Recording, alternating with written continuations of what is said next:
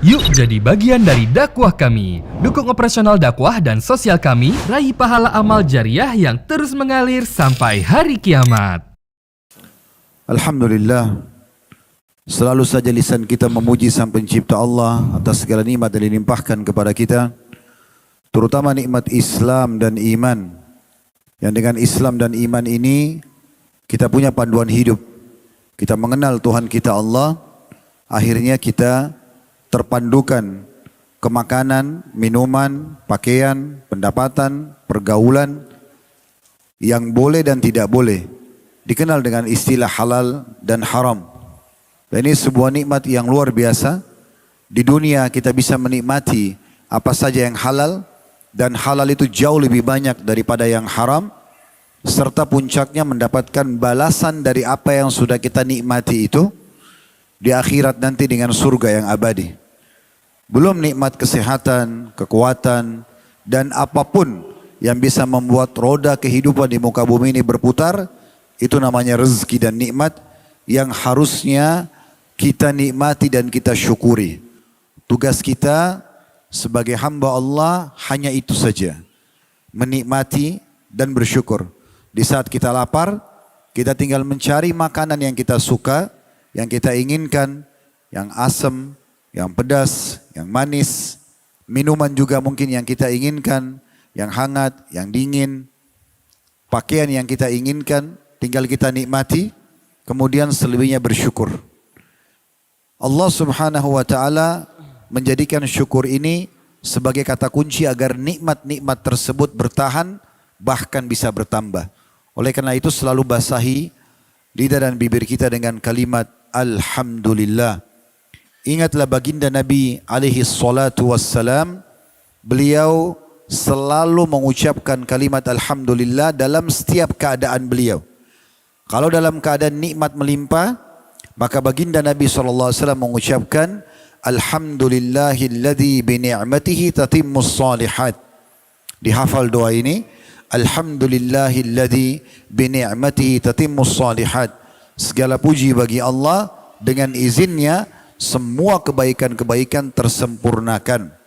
Dan kalau ujian sedang datang, maka Nabi SAW tidak berkeluh kesah, tapi beliau masih mengucapkan Alhamdulillah ala kulli hal. Segala puji bagi Allah dalam setiap keadaan. Selanjutnya kita panjatkan salam hormat kita kepada utusan Allah, Nabi besar Muhammad sallallahu alaihi wa ala alihi wa sahbihi wasallam, sebagaimana Allah telah mengucapkan salam hormat tersebut kepada beliau bersama para malaikatnya, dan tentu dengan harapan kita bisa mengejar apa yang telah dijanjikan dengan mengucapkan 1 kali salam hormat dibalas dengan 10 rahmat. Saya mengucapkan kepada seluruh teman-teman yang hadir mengikuti secara offline talk show ini, begitu juga dengan teman-teman yang online dimanapun Anda berada. Karena biasanya teman-teman kita orang-orang Indonesia yang tinggal di luar negeri pun mengikuti acara live di medsos kami. Ahlan wa sahlan, selamat bertemu teman-teman sekalian. Dan saya mengucapkan seperti apa yang diucapkan oleh Nabi SAW kepada para penuntut ilmu, marhaban bitalabatil ilm, selamat datang para penuntut ilmu. Mungkin judul kita talk show, tapi ini sebenarnya majelis ilmu, karena kita sedang membahas salah satu dari rangkaian ibadah yang mulia, haji dan umrah. Dan ini waktu ditanya judulnya apa Ustaz, saya mengatakan bahagia dengan haji dan umrah. Yang nanti insya Allah teman-teman akan tahu kenapa judul ini kami mulai dengan bahagia. Karena memang ibadah ini sangat luar biasa. Menikmati fasilitasnya, menikmati ibadahnya, dan tidak ada orang pulang haji dan umrah kemudian sengsara. Tapi dipastikan mereka akan bahagia. Tafadhal. Masya Allah. Syukran Ustaz atas pembukaannya, mukadimahnya. Baik, mungkin kita bisa mulai, kita berangkat dari fenomena yang banyak terjadi saat ini Ustaz. Contohnya begini, banyak anak-anak muda zaman sekarang, ya terutama generasi-generasi milenial ini Ustaz, yang menganggap bahwa ketika kita berangkat ke Tanah Suci melaksanakan ibadah haji ataupun umroh, itu mereka beranggapan, ah nanti aja gitu, kayak masih muda ngapain kita berangkat ke sana? Saya mendingan kita pergi ke negara-negara Eropa, kita ke Asia Timur, mungkin Jepang, Korea seperti itu. Nah, itu gimana Ustadz? Supaya kita ini sebagai generasi milenial punya semangat bahwa nggak perlu kita berpikir bahwa harus nunggu tua dulu. Nah, itu gimana Ustadz? Tafadhol, barakallahu fiik Ustadz. Subhanallah ya. Ini memang fenomena ada di tengah-tengah masyarakat. Mudah-mudahan jawaban ini nanti sudah bisa menjawab syubhat ini ya. Yang pertama sekali, Allah Subhanahu wa taala menciptakan kita teman-teman sekalian. Coba renungi, fikirkan baik-baik tentang tujuan kita ada di sini. Maksud saya di muka bumi ini. Duduk sejenak beberapa detik, fikirkan dan renungkan. Kenapa saya ada di sini? Kenapa saya dilahirkan oleh ibu saya? Kenapa ada status ini ibu, ini ayah? Begitu saya lahir semuanya ini ada. Udara sudah ada, pergantian musim, pergantian siang dan malam. Semua sudah ada. Fasilitas di tubuh saya sudah ada semua. Dan fungsinya masing-masing. Mata melihat, telinga mendengar, tangan menjama, kaki melangkah, bibir dan lidah mengucap dan mengecap. Otak kita pakai berpikir misalnya, hati merenung. Di sekitar kita semuanya sudah siap fasilitasnya. Jalan-jalan, pepohonan, segala macam hal. Sisi lain, ternyata memang ada manusia-manusia yang telah mendahului kita. Mereka akan meninggal. Kemana mereka itu yang sudah meninggal? Ada orang yang lebih muda dari kita sudah meninggal. Ada juga orang yang lebih tua. Ada laki-laki, ada perempuan. Ada orang sakit meninggal, ada orang sehat meninggal. Coba renungi sejenak. Ada sebuah pertanyaan di situ yang perlu kita jawab. Lalu apa tujuannya? Kenapa saya ada di sini? Ini dasar sekali. Teman-teman sekalian, saya dan Anda semua ada di sini tidak ada tujuan lain kecuali satu. Itu yang Allah Azza wa Jalla kekalkan dalam firman-Nya dalam surah Az-Zariyat, surah nomor 51 ayat 56. Wa ma khalaqtul jinna wal insa illa liya'budun. Kata sang pencipta Allah, pemilik alam semesta ini, aku tidak menciptakan jin dan manusia kecuali ini tujuan kita ada di sini, untuk mengabdi kepadaku, untuk menyembah aku. Mulai kita balik sampai kita meninggal dunia, sebelum balik belum ada taklif, belum ada beban hukum. Tapi mulai balik sampai kita meninggal dunia, memang untuk sholat, memang untuk zikir, memang untuk baca Quran, memang untuk haji dan umrah, memang untuk kita menghadiri dalam majelis ilmu, bakti orang tua, silaturahim keluarga, memang dari ketaatan kepada ketaatan, tidak ada tujuan lain. Tidak ada tujuan lain. Orang yang mencari tujuan selain mengabdi kepada Allah, keluar dari rel kehidupan yang sebenarnya. Omong kosong, buang waktu, apalagi kemaksiatan. Ini jawaban yang pertama. Tujuan kita ada di sini memang untuk ibadah. Sementara haji dan umrah rangkaian daripada ibadah itu. Yang kedua, jawabannya nanti kita akan coba ya, sinkronkan satu sama yang lain. Renungi ini sebuah hadis Nabi SAW. Wahai para teman-teman pemuda dan pemudi yang masih merasa dirinya muda tadi, yang disinggung oleh Akh Ammar. Kata Nabi SAW, Inna Allah yu'jibu min syabin laisa lahu sabwah. Allah kagum dengan anak muda yang tidak mengikuti hawa nafsunya. Makna lainnya selalu di atas ketaatan. Perhatikan hadis yang lain, hadis sahih riwayat Bukhari Muslim. 7 golongan yang Allah akan naungi pada hari kiamat. Salah satunya syabun nasya fi ta'atillah. Anak muda yang sibuk tumbuh di atas ketaatan kepada Allah. Apa maknanya? Tujuan kita diciptakan untuk ibadah dan juga masa muda ya yang harusnya diisi dengan ibadah. Ini sinkronnya adalah harusnya tadi yang ditanyakan oleh Akh Ammar, anak-anak muda ini memang saatnya mereka memenuhi masjid. Memang di masa itu saatnya mereka selalu silaturahim keluarga. Mereka harusnya berada di saf-saf pertama pendaftar haji dan umrah. Mereka harusnya berada di saf-saf pertama pasukan jihad di saat dikumandangkan dengan benar. Pada saat akan terjadi perang perang Uhud di tahun 3 Hijriah, tanggal 16 Syawal di tahun 3 Hijriah di hari Sabtu, Nabi SAW kumpulkan para sahabat lalu menyortir mereka siapa yang ikut, siapa yang tidak ikut. Yang sudah sangat tua, yang cacat, yang masih sangat kecil, muda, yang belum punya keterampilan sama sekali, itu tidak diikutkan oleh Nabi SAW. Di antaranya yang sempat Nabi SAW tolak ya adalah Abdullah bin Umar, Abdullah bin Abbas, sahabat yang dianggap masih kecil. Umurnya waktu itu masih 13, 14 tahun. Masih sangat muda. Tetapi subhanallah, ada satu sahabat kecil, jarang orang tahu namanya. Sahabat ini bernama Rafi ibn Khadij radhiyallahu anhu. Umurnya 13 tahun. Dia datang kepada Nabi SAW lalu mengatakan, "Ya Rasulullah, Anda menolak orang-orang sebaya dengan saya untuk berperang. Tapi saya tahu keutamaan jihad itu. Saya dengar keutamaannya. Izinkan saya ikut. Saya bisa buktikan kepada Anda, saya punya keterampilan memanah. Dan tidak meleset ya Rasulullah." Maka Nabi ini 13 tahun. Mau dibilang lebih muda dari apa lagi nih? Baru balik gitu.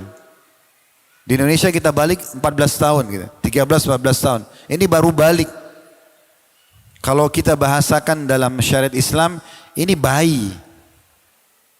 Kalau istilah manusia kan bayi baru lahir. Kalau dalam Islam, bayi itu sebenarnya baru balik. Karena di saat itu baru kena hukum dia. Dia sudah mengatakan, "Ya Rasulullah, saya ingin ikut berperang." Berperang. Kalau di masa sekarang orang berperang pakai senjata dari jarak jauh. Mungkin orang masih berani sembunyi di belakang tembok. Zaman dulu pedang dengan pedang. Minimal pasti luka. Tapi orang ini datang dan mengatakan, "Ya Rasulullah, saya mahir." Nabi SAW tes panahannya berhasil. Memang benar tidak meleset. Diizinkan ikut. Ternyata ada satu sahabat yang lain sama 13 tahun. Dia mengatakan namanya Samurah bin Jundub radhiyallahu anhu. 13 tahun juga. Hafal nama ini ya. Yang pertama Rafi ibn Khadij, yang kedua Samurah bin Jundub. Ini Samurah 13 tahun tapi badannya agak besar. Suka ikut dengan sahabat-sahabat yang sudah dewasa, gulat. Dan memang dia punya keterampilan. Dia mengatakan, "Ya Rasulullah, Anda mengizinkan Rafi' ikut jihad. Saya juga ingin ya Rasulullah. Dan saya bisa buktikan kalau saya bisa mengalahkan dia gulat." Maka Nabi SAW uji kedua ini. Rafi ibn Khadij dan Samurah untuk gulat. Dan Samurah menang. Gara-gara itu diikutkan jihad. 13 tahun. Dia sudah tahu tujuan dia diciptakan. Di saat dikumandangkan jihad, dia ikut jihad. Sudah pernah dengar belum hadis tentang masalah haji? Waktu Nabi SAW pergi haji. Di haji wada beliau. Haji perpisahan, karena itu awal Allah izinkan beliau haji dan sekaligus juga haji perpisahan karena beliau sakit setelah pulang dan meninggal dunia alaihi salatu wassalam. Waktu mendekati Mekah ketemu dengan satu kafilah dari suku Arab dan mereka tidak mengenal Rasulullah SAW karena beriman tapi belum pernah ketemu. Baru ketemu di musim haji itu. Nabi SAW tanya, "Siapa kalian? Dari suku mana?" Mereka sebutkan dari suku ini dan itu. Kemudian ada satu ibu bertanya, "Siapa Anda ini?" Kata Nabi SAW, "Saya Rasulullah." Tiba-tiba ibu itu ngangkat anaknya yang masih kecil. Ini anak mungkin 3-4 tahun. Dibawa haji oleh ibunya. Diangkat oleh ibu tersebut mengatakan, "Ya Rasulullah, apakah anak sekecil ini juga bisa haji?" Kata Nabi SAW, "Iya, dan pahalanya untukmu." Kan bisa saja Nabi bilang, "Jangan dibawa, masih kecil, nggak usah." Iya, bawa maksudnya. Kamu sebagai orang tuanya dapat. Walaupun dengan hajinya dia dibawa oleh orang tuanya masih kecil tadi, itu belum menggugurkan kewajiban haji kalau sudah balik nanti. Tapi sudah dilatih dari kecil agar terbiasa mengenal syiar-syiar Islam. Saya sangat prihatin melihat kalau orang punya kemampuan, Allah berikan kekuatan fisik, Allah berikan harta. Terlebih lagi bagi teman-teman kita yang masih muda ini, yang memang orang tuanya kaya, orang tuanya penuhi kebutuhannya, dia minta apapun dikasih. Lagi liburan sekolah mau ke Singapura, mau ke Jepang, dibiayai sama orang tuanya. Kenapa nggak minta umroh? Kenapa nggak minta haji? Pengaruhnya sangat besar. Haji itu dan umroh butuh kekuatan fisik. Jalan, lari. Kan kita berjalan pada saat lagi tawaf. Kita berjalan dan berlari pada saat kita sedang sa'i. Kalau umrah, haji ada plusnya lagi. Jalan untuk jumroh. Ada juga perjalanan kita antara Arafah, Muzdalifah, Mina. Ada sebagian titik mungkin tidak bisa kita menggunakan kendaraan. Kita jalan kaki misalnya. Butuh kekuatan fisik. Kalau sudah pakai kursi roda, udah rabun matanya, sudah lemah fisiknya, tentu kurang juga kualitas ibadahnya. Bukankah orang yang duduk dalam sholat mendapatkan setengah pahala orang yang berdiri? Artinya, makin kita bisa sempurnakan dengan kekuatan fisik kita di masa kita masih muda, makin sempurna pahalanya. Mungkin ada yang bilang begini, tapi Ustadz, saya kan juga ingin tahu negara-negara lain. Ingin kenal Jepang, ingin kenal Singapura, ingin kenal yang lain. Oke, kalau mau kenal. Tapi apakah harus ke sana? Kan bisa saja kenal sekarang sudah bisa dari Google. Mau tahu Singapura itu apa? Dari YouTube bisa lihat. Mau tahu luasnya, mau tahu jenis-jenis bangunannya, peradabannya, jumlah masyarakatnya, perekonomian, politiknya. Kita semua bisa dapatkan datanya. Kenapa harus ke sana gitu? Kalau ada hal darurat, menjadi duta, penuntut ilmu, pebisnis, mungkin. Liburan, habiskan ke negara-negara non-muslim. Perhatikan sabda Nabi SAW. Renungi baik-baik, kata Nabi SAW. Ana bari'un mimman asya baina udhuril musyrikin. Aku, kata Nabi, berlepas diri dari orang-orang yang sengaja hidup di tengah-tengah komunitas orang-orang musyrik. Orang-orang kafir. Mau makan susah dapat makanan halal. Mau sholat susah. Banyak yang lagi meninggal dikubur dengan caranya orang non muslim. Saya berbagi pengalaman.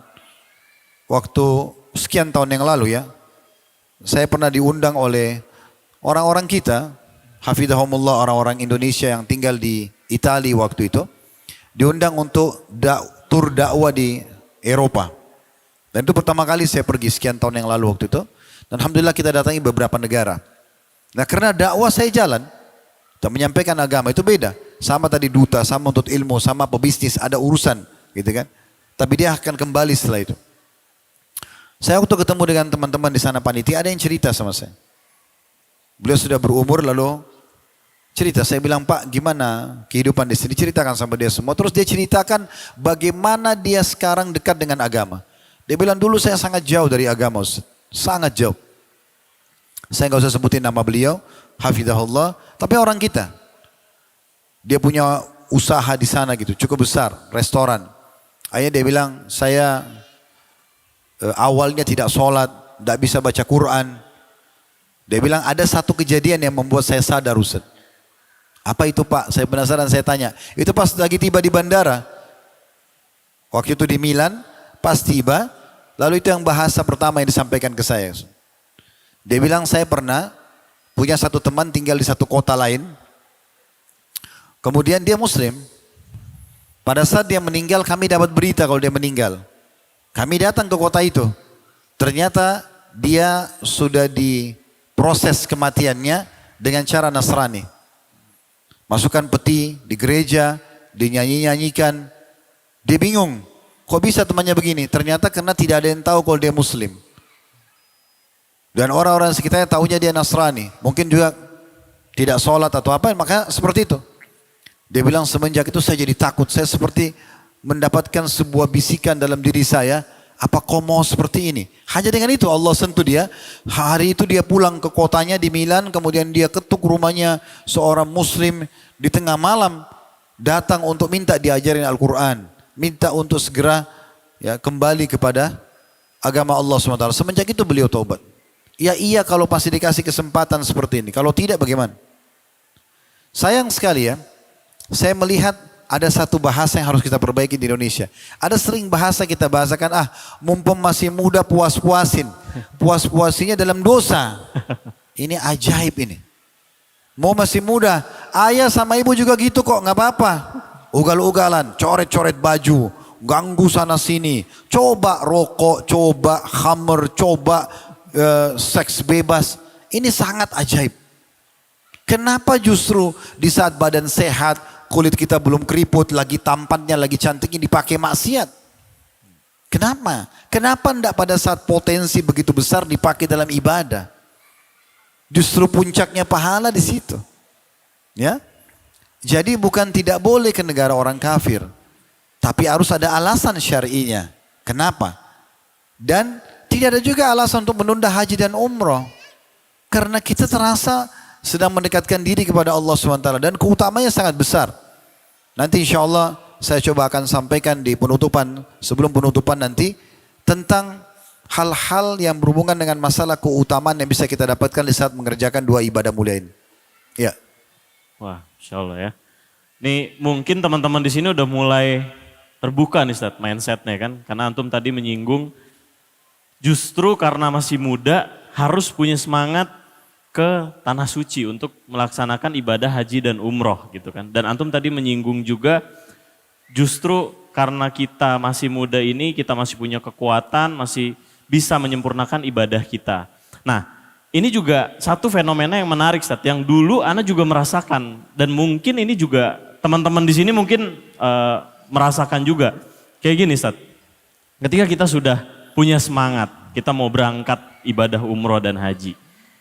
Ada beberapa stigma yang beredar di masyarakat bahwa katanya kalau kita di sana, di tanah suci, itu dosa-dosa kita selama kita hidup itu dibayar instan. Yang balasannya tuh di sana gitu. Ada yang katanya sampai di sana tuh diinjek-injek, ketendang-tendang gitu. Itu anak pribadi sempat mengalami ketakutan seperti itu tuh dulu Ustaz.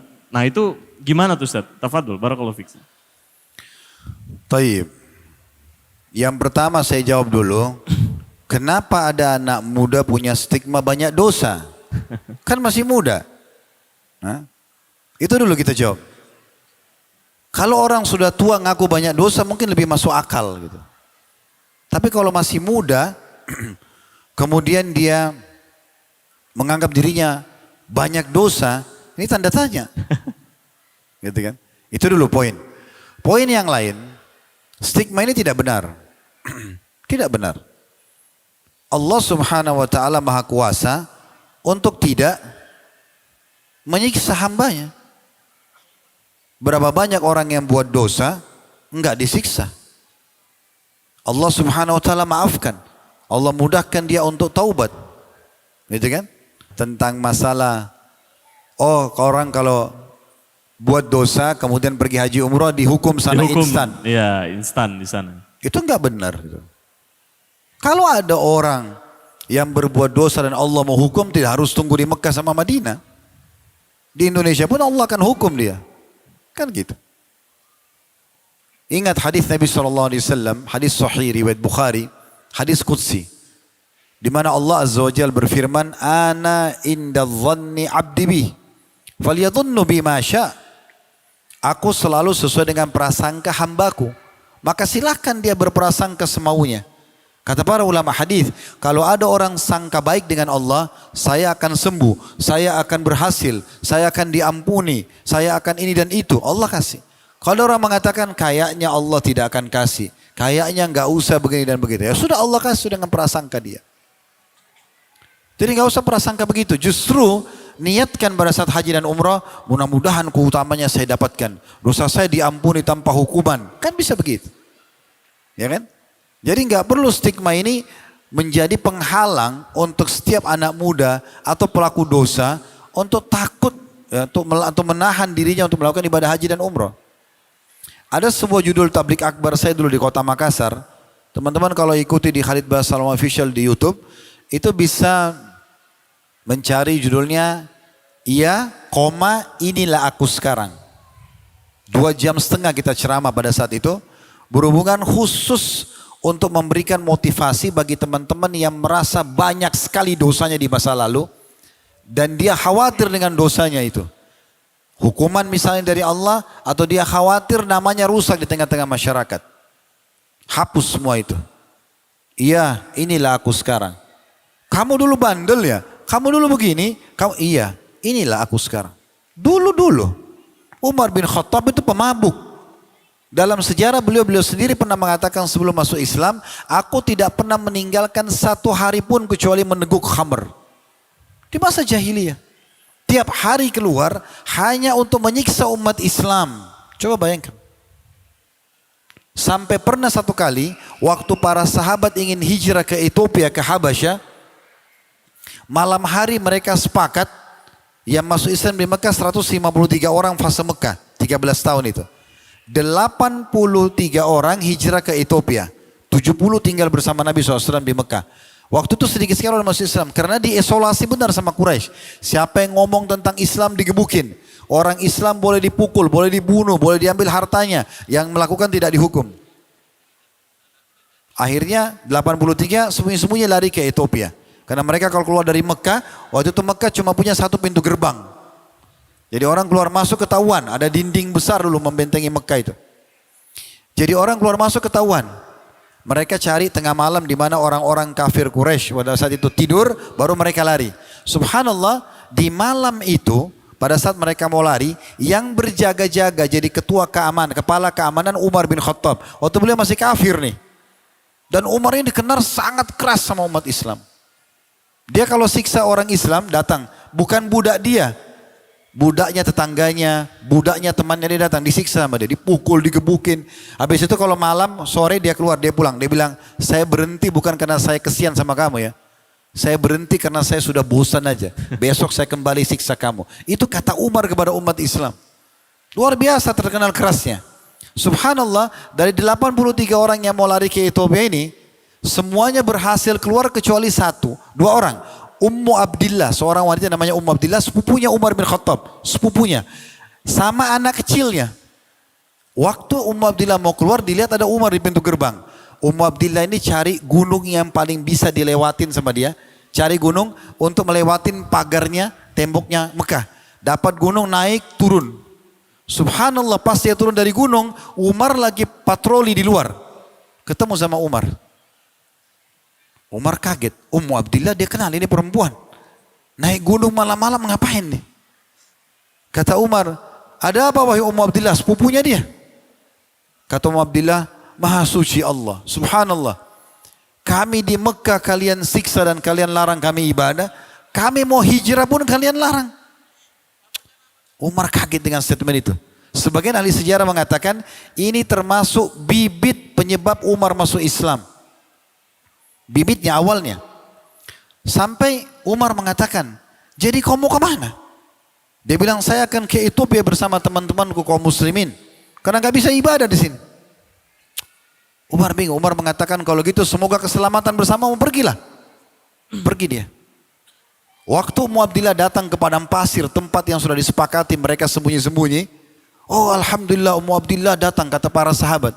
Begitu ketemu, kata mereka, bagaimana? Apa ceritanya? Kenapa kau telat nih?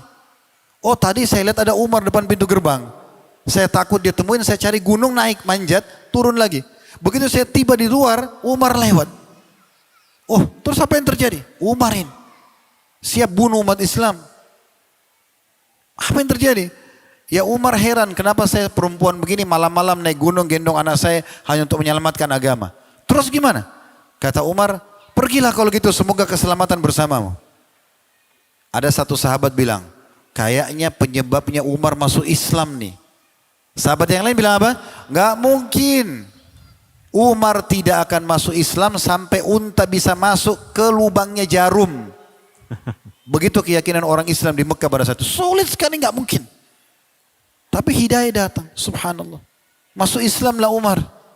Gitu kan? Pertanyaan, apakah setelah semua kebencian itu dan masuk Islam? Ya. Kemudian Islam pernah membahas masa lalu Umar? Gak ada. Bahkan para sahabat mengatakan kami mulia semenjak masuk Islamnya Umar. Umar dengan ikhlasnya radhiyallahu anhu, dengan keislaman, dengan keimanannya, Allah muliakan. Allah jadikan sebagai mertua Nabi, sebagai sahabat Nabi. Penyebab banyaknya ayat-ayat Al-Quran turun karena Umar. Tentang pengharaman khamar, tentang hukuman bagi tawanan Badr. Ada mungkin 13, 14, sekian belas ayat Al-Quran turun karena Umar radhiyallahu anhu. Nabi SAW mimpi Umar memiliki baju yang sangat panjang, ditanya oleh para sahabat, apa takwilnya Rasulullah? Kata Nabi SAW, ilmu.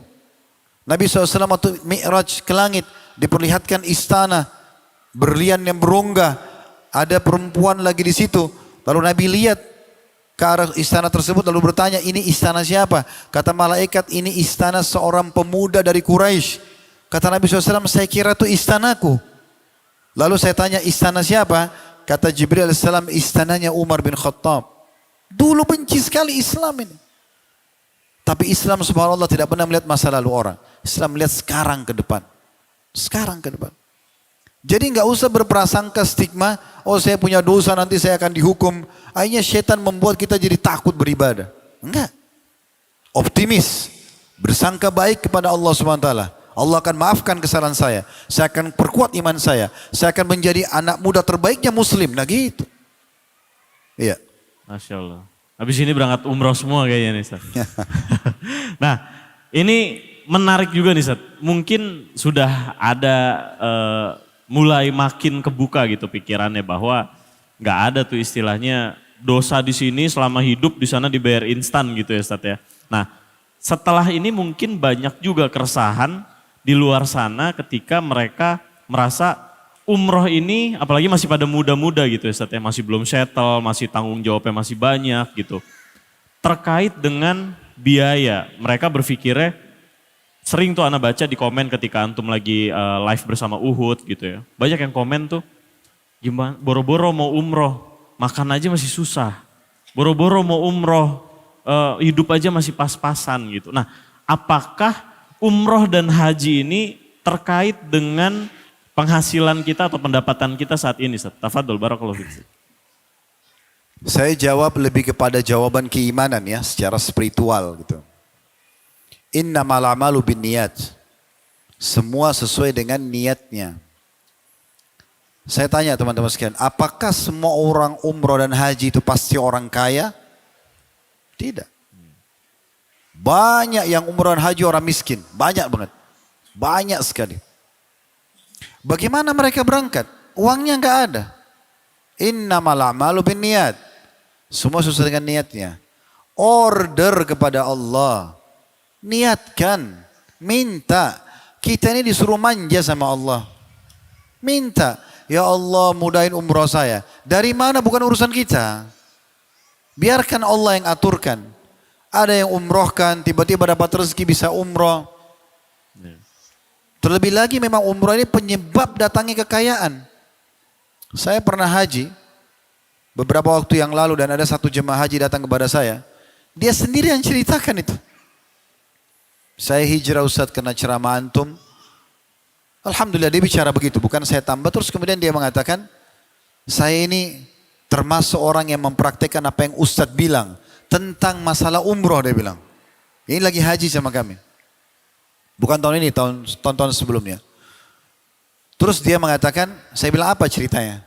Dia bilang pernah saya punya uang pas-pasan waktu itu. Memang ada tapi pas untuk bayar umroh. Saya bingung antara saya umroh atau saya mulai usaha.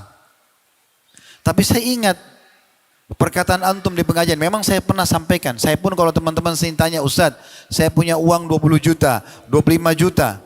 Saya pakai modal atau saya pakai umroh, saya akan suruh anda umroh. Nanti kita jelaskan hadisnya tentang kenapa kok bisa seperti itu. Terus dia bilang, saya praktikin. Enggak, saya coba umroh. Sebab saya bilang, dengan umroh, ada hadis Nabi SAW, sesungguhnya rutinkan haji dan umroh, karena keduanya akan menghilangkan dosa, kemiskinan dan dosa sebagaimana api, sebagaimana pandai besi menghilangkan karat dari emas, perak dan juga besi itu sendiri.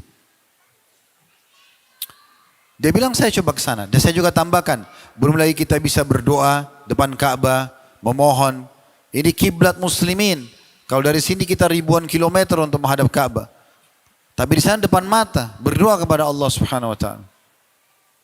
Syekh Shinkiti, salah satu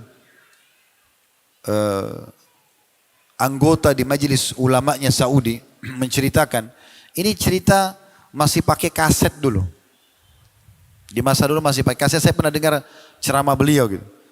Beliau bilang, waktu bicara masalah haji dan umrah, tidak ada orang yang menghadapi permasalahan dalam hidupnya dan konsultasi sama saya, dan dia masih punya kesempatan untuk umrah dan haji kecuali saya suruh umrah dan haji. Dia cerita pengalamannya. Ada satu bapak suami istri mengeluh, minta fatwa, minta nasihat, karena dia punya anak perempuan 3 orang kalau nggak salah, 3-3 sudah menikah, tapi ada yang satu ini selalu bermasalah sama suaminya, anak perempuan. Selalu ribut rumah tangganya, selalu saja hampir cerai. Waktu konsul sama saya, kata Syekh, maka saya tanya, Anda tinggal di mana? Kebetulan yang menanyanya tinggal di Madinah. Kata Syekhnya, Anda bisa umrah? Dia bilang bisa. Oke, berangkat malam ini. Karena dari Madinah ke Mekah dekat. Naik mobil cuma 4-5 jam. Berangkat, laksanakan umrah. Dan selama tawaf, sa'i, panjatkan hajat itu. Supaya Allah selesaikan permasalahan anak Anda ini. Dia bilang baik. Setelah tutup telepon, orang itu tidak pakai nunggu, suami istri sepakat pergi umrah. Waktu itu belum ada handphone ini. Orang masih pakai telepon biasa. Dia masuk hotel di Mekah, lalu dia bilang sama orang di orang reception hotel, nanti kalau ada yang telepon kami, ambil aja nomor teleponnya. Nanti kami akan telepon balik. Dia tiba di Mekah sekitar jam 3, langsung umrah. Setelah umrah, suami istri sepakat sepertinya sebentar lagi azan subuh. Kita sholat malam aja. Tunggu subuh, habis subuh, sepakat lagi suami istri. Udahlah, kita lebih baik tunggu sampai syuruk aja. Nanggung, habis itu baru kita istirahat. Ringkas cerita mereka pulang ke hotel, kata syekhnya. Pas tiba di hotel, resepsinya bilang, Anda ini dari mana saja? Dari sebelum subuh ada orang yang telepon terus, nanyain Anda ini. Terus ditanya sama kedua orang ini, apakah sempat ambil nomor teleponnya, disebut namanya? Oh enggak sempat, karena orangnya buru-buru. Cuma nanya Anda saja gitu. Baik, akhirnya persepsi mereka ke anak mereka. Teleponlah ke anaknya satu persatu. Yang 2 ini yang tidak ada masalah mengatakan mereka tidak telepon. Yang ketiga yang punya masalah ini ditanya sama orang tuanya. Apa kau telepon nak? Oh iya saya telepon. Ada apa? Khairan insya Allah. Mudah-mudahan baik. Iya saya tidak tahu tadi sebelum subuh tiba-tiba suami saya bangun. Dan suami saya minta maaf dengan saya. Suami saya minta agar diberikan kesempatan memperbaiki rumah tangga dan berjanji akan menjadi suami yang baik. Intinya saya sangat bersyukur suami saya berubah dan rumah tangga kami tidak jadi bercerai. Subhanallah, Allah kabulkan doanya. Ini kisah seperti ini banyak ya. Ada ribuan kisah begini. Ada orang dari Mesir, seorang pengusaha yang kaya raya. Kemudian dia lumpuh. Terus dia minta agar disampaikan depan Ka'bah. Begitu kisahnya. Lalu dikatakan di depan Ka'bah pada saat dibawa oleh anak-anak dalam kondisi dia lumpuh. Dia mengatakan, ya Allah, sebagaimana engkau telah menyampaikan aku di depan rumahmu ini, maka pulangkan aku ke negeriku dalam kondisi aku sembuh atau matikan saja aku. Kata anak-anaknya, kami saksikan ayah kami berdiri, kemudian jalan tawaf, kami ikut di belakangnya. Setelah 7 kali tawaf baru dia bilang, loh saya sudah tinggalkan tempat saya tadi duduk. Kata anaknya, iya dan anda sudah tawaf 7 kali. Maka dia syukur kepada Allah, Allah sembuhkan. Ada orang yang matanya buta, anak muda di Saudi diceritakan oleh para masyayikh di sana. Rabun matanya pakai kacamata tebal. Kemudian dia selalu dipandu oleh teman-temannya pada saat dia sa'i, tawaf dan sa'i. Begitu dia sa'i sudah mau selesai umrah, dia minta temannya ambilin segelas zam-zam, hadap kiblat, dia buka kacamatanya. Kacamatanya cuma simbolik karena buram juga. Dia buka kemudian dia usap air zam-zam matanya lalu dia berdoa agar Allah sembuhkan. Sambil tutup mata, begitu dia tutup, selesai dia berdoa, dia tutup mata, dipakai kacamatanya. Begitu dibuka, malah dia nggak bisa lihat apa-apa sama sekali. Lebih buram dari sebelumnya. Begitu dia buka kacamatanya, matanya terang. Seketika Allah sembuhin matanya. Enggak operasi, enggak apa. Keajaiban doa terjadi. Dan itu semua terjadi di sana. Itu semua terjadi di sana. Jadi teman-teman sekalian, enggak ada maslahatnya untuk menunda masalah. Dan tidak ada, memang ada hubungannya antara ada persiapan finansial atau tidak. Tapi kalau kita bicara orang punya finansial ya sudah tinggal dibayar. Kalau orang tidak punya finansial, bersangka baik pada Allah. Dan order sama Allah, manja dengan Allah. Allah ini mau kita manja teman-teman. Makin sering antum minta merengek sama Allah, makin bagus. Ibnu Qayyim rahimahullah pernah melihat seorang ibu marah sama anaknya. Pas beliau lewat depan rumahnya lagi marah sama anaknya. Saking marahnya ibu ini, anaknya dikeluarin dari depan pintu, kemudian ditutup pintunya. Anaknya nangis-nangis karena kecapean, tertidur anak itu. Waktu anak itu tertidur, Ibnu Qayyim buka pintu, terus jemput anak itu digendong. Kata Ibnu Qayyim, Maha Suci Allah. Subhanallah. Kalau seandainya semua orang beriman seperti anak ini pada ibunya kepada Allah, maka pasti Allah akan kasih, karena Allah lebih sayang kepada hambanya daripada ibu kepada anaknya. Tinggal minta. Dalam sebuah hadis riwayat Tirmidzi, kata Nabi SAW, Inna Allah, begini bunyinya, Man lam yadu'ullah yaghdab alaih. Siapa yang tidak minta kepada Allah, siapa yang tidak manja, tidak merengek kepada Allah, Allah marah padanya. Antum kalau tidak mau minta sama Allah, tidak menunjukkan kebutuhan, justru Allah marah. Sampai seorang penyair Arab mengatakan, artinya kurang lebih begini. Jangan kau minta sama manusia. Karena kalau kau minta sama manusia, dia akan marah. Sekali kita minta, 2 kali, 3 kali, lama-lama dia marah. Tapi mintalah kepada zat Allah, yang kalau kau tidak minta justru dia marah. Minta akhi dan ukhti.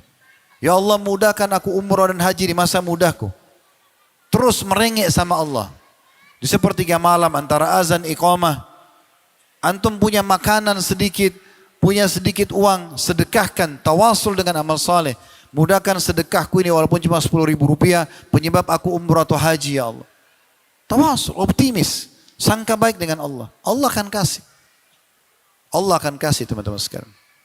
Saya subhanallah, berapa tahun lalu, travel yang Allah amanahkan ini Uhud Tour, kurang lebih berjalan sekarang 5 masuk 6 tahun. Tahun ke-6. Sebelumnya saya bimbing travel orang itu. Berangkat jadi pembimbing saja. Sambil di Mina, di Arafah saya berpikir, subhanallah enak benar orang kalau punya travel ya. Artinya dia bisa berangkat setiap saat dia mau. Dia juga bisa berangkatin orang, berapa banyak pahala yang didapatkan. Saya pulang, saya bilang sama istri saya, lagi kami di ranjang mau istirahat, enak benar ya orang kalau punya travel, bisa berangkat setiap saat. Subhanallah, ini perkataan ini saja. Dengan harapan dalam hati supaya Allah kasih saya travel. Hanya 2-3 tahun ke depannya Allah kasih travel. Jujur dengan Allah, tamak, merengek dengan Allah. Makin kita merengek, makin kita manja, makin diberikan. Bukan mustahil bahkan, Allah bukan cuma kalau minta sama Allah tidak usah tanggung-tanggung. Banyak orang teman-teman mau berdoa sama Allah kalau sakit parah. Sudah sakit parah nggak bisa sembuh, 7 dokter konsultasi sudah nggak bisa sembuh, baru sholat malam. Ini kasihan benar orang ini. Kenapa kita doa itu? Kenapa doa diletakkan sebelum makan, sebelum tidur, sebelum keluar rumah, sebelum berpakaian, sebelum biologis? Kenapa sebelum? Supaya libatkan dulu Allah di situ. Setelah selesai memuji Allah, kita lupa ini. Manja sama Allah, minta. Allah kasih. Tidak ada yang mustahil. Bahkan teman-teman sekalian, selama tidak bentrok dengan sunnatullah, tidak bentrok dengan sistem yang sudah Allah buat, maka Allah akan beri. Gak ada yang mustahil. Gak ada yang mustahil. Jangan bilang, oh ini kayaknya mustahil buat saya. Gak ada yang mustahil.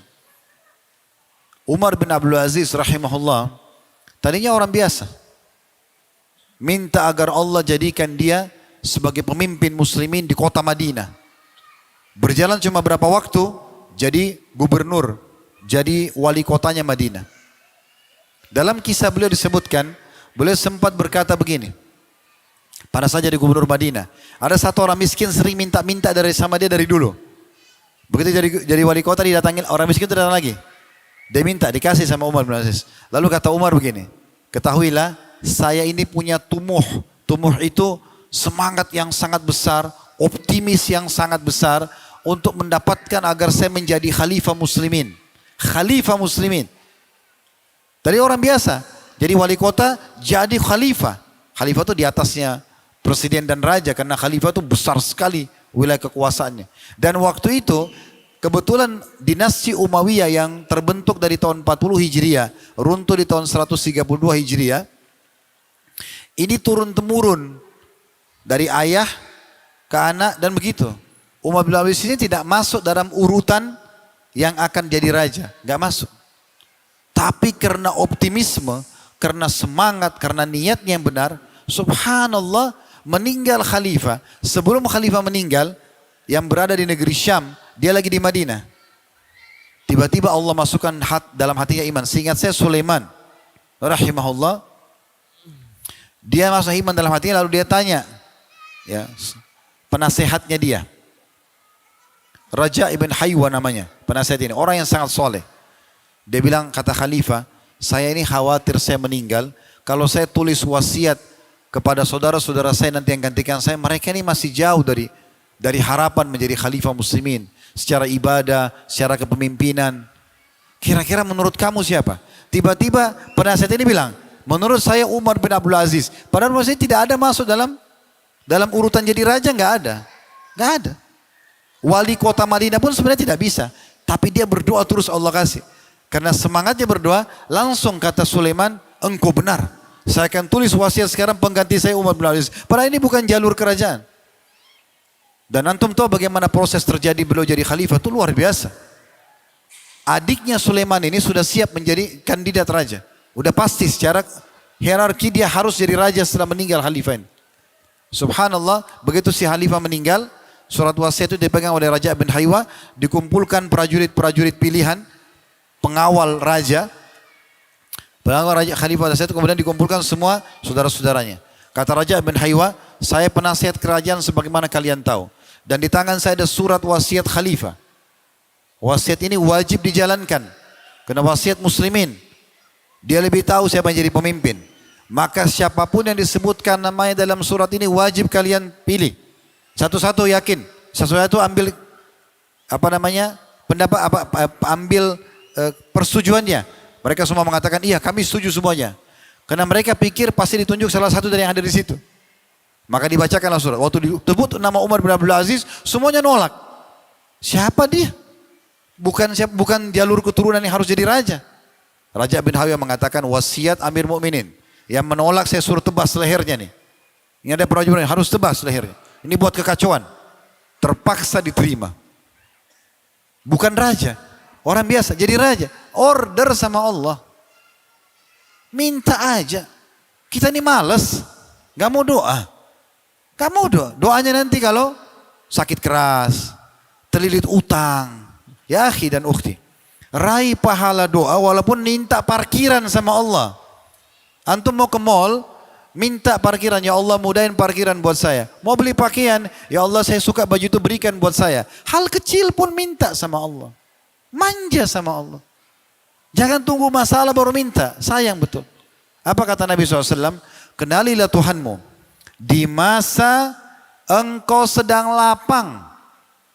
Dia akan mengenalmu pada saat kau sedang sulit. Maksudnya minta walaupun hal sederhana.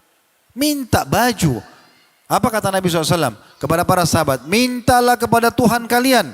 Walaupun tali sendal kalian. Zaman dulu orang kalau pakai sendal. Di bawahnya kulit, sisanya pakai tali, dililit sampai di betis. Tali sendal itu nggak ada nilainya. Kata Nabi SAW, mintalah kepada Tuhan kalian walaupun tali sendal kalian. Sampai para sahabat praktikin. Tali sendalnya putus, minta, ya Allah berikan saya. Allah teman-teman dalam memberikan jawaban doa kita itu ajaib. Ajaib luar biasa. Di luar daripada prediksi kita. Di luar daripada persepsi kita. Jauh sekali. Gak masuk akal manusia. Ya. Kalau Allah kasih gak masuk akal. Allah akan kasih dengan sesuatu yang tidak masuk akal. Allah pada saat kita minta ya Allah berikan saya kesembuhan. Allah tidak lemparin obat dari langit. Enggak. Ya Allah mudahin jodoh buat saya. Allah lemparin manusia. Enggak. Ya Allah mudahin rezeki. Allah lemparin duit. Enggak. Tapi ada sistem yang sudah Allah buat. Sunnatullah. Enggak bentrok dengan itu. Pada saat kita minta ya Allah saya sakit sembuhinlah.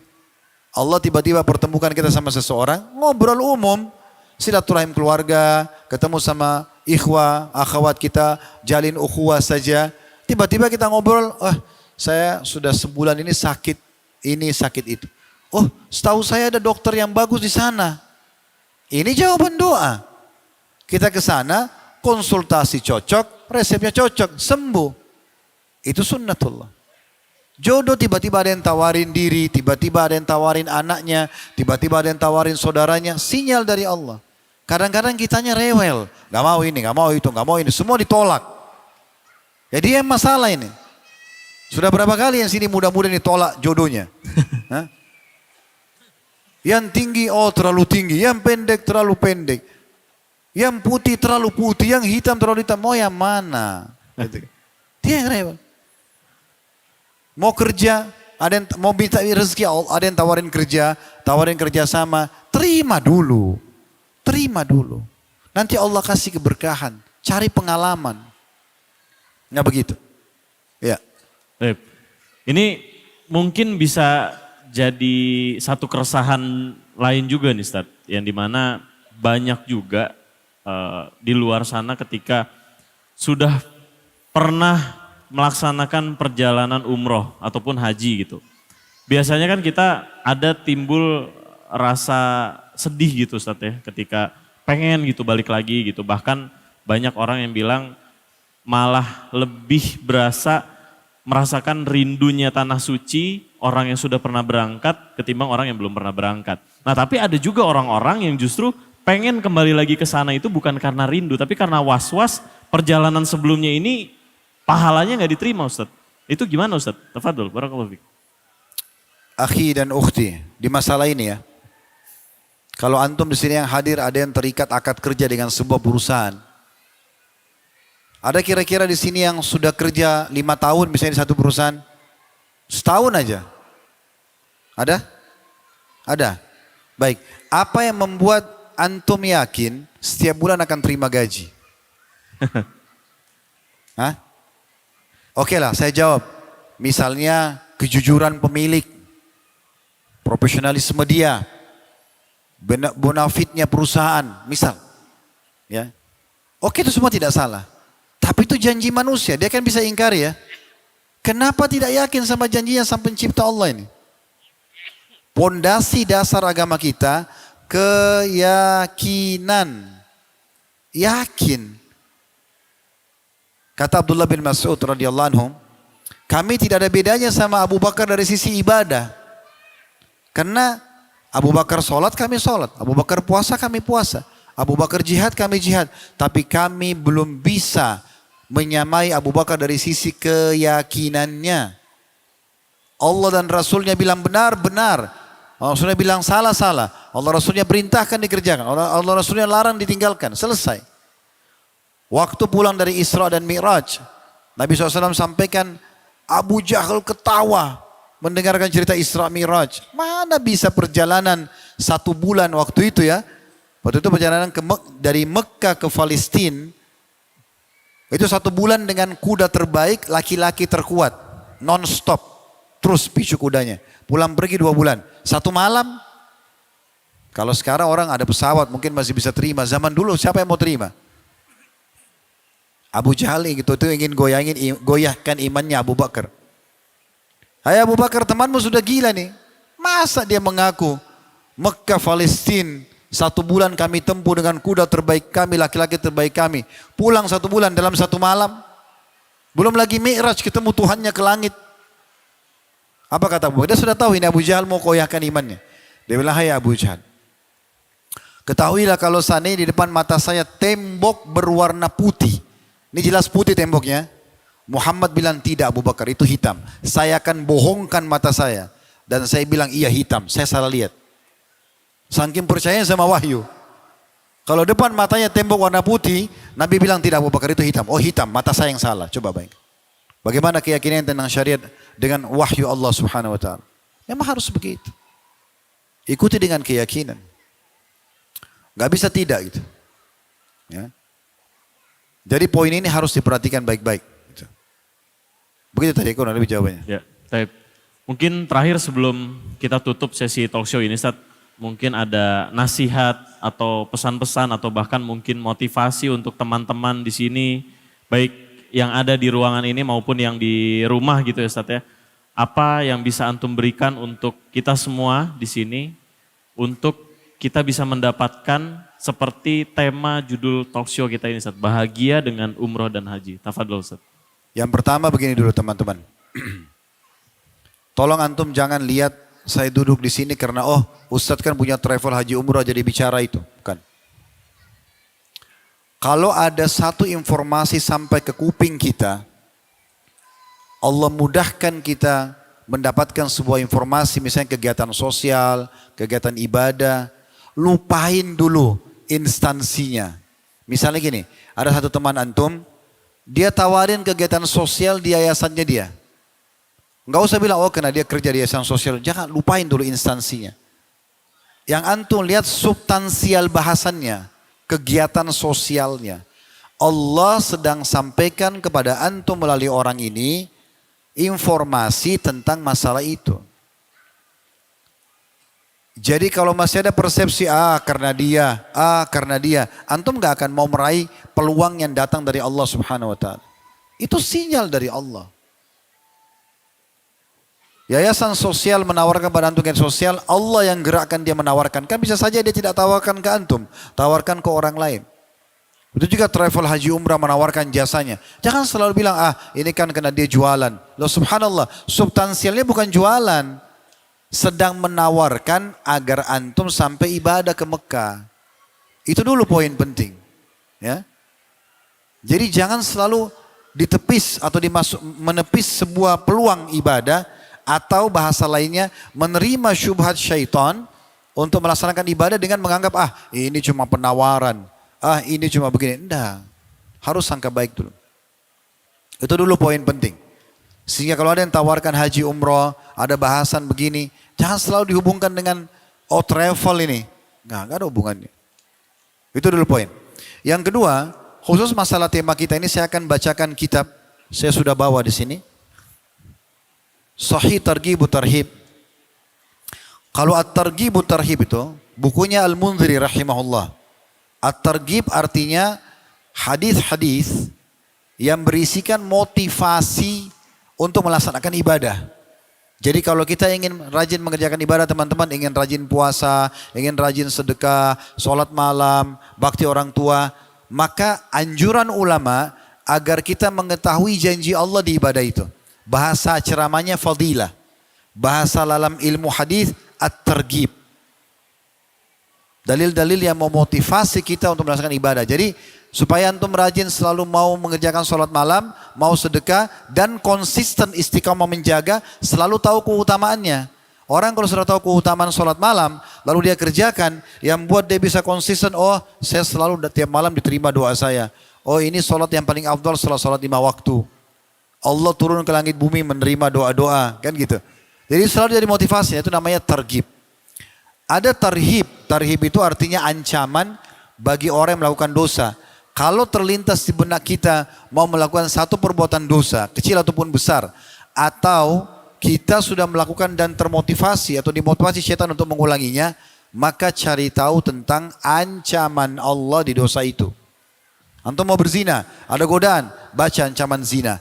Ketik di Google ancaman zina, di YouTube, di Instagram mungkin banyak potongan ceramah ustaz kita tentang masalah zina. Antum jadi berhenti nanti. Itu namanya tarhib. Nah buku ini penuh dengan itu. Hadis-hadis tentang motivasi beribadah dan ancaman bagi pelanggaran yang dilakukan. Nah kebetulan yang saya bawa ini Sahih At-Targhib Tarhib. Targhib Tarhib disusun oleh Al-Munziri rahimahullah, ditelusuri hadisnya oleh Syekh Albani, diterbitkanlah Sahih At-Targhib Tarhib. Di jilid 3-nya ada bab tentang haji. Saya ingin bacakan ini supaya antum bisa tahu kenapa judul kita bahagia dengan haji dan umroh. Bagaimana orang tidak bahagia sebagai seorang muslim teman-teman sekalian, apalagi tadi sudah kita jawab, sebenarnya tinggal order kepada Allah, kita bisa dikasih kok. Sangka baik dengan Allah, kita bisa dikasih. Kerajaan aja Allah kasih. Apalagi cuma hal-hal yang kecil. Hadis dalam kitab haji, tepatnya ini ada di bab nomor 1 di kitab haji, bab anjuran melaksanakan ibadah haji dan umroh, dan hukum orang yang berangkat ibadah haji dan umroh lalu meninggal dunia. Hadis nomor 12 saya bacakan.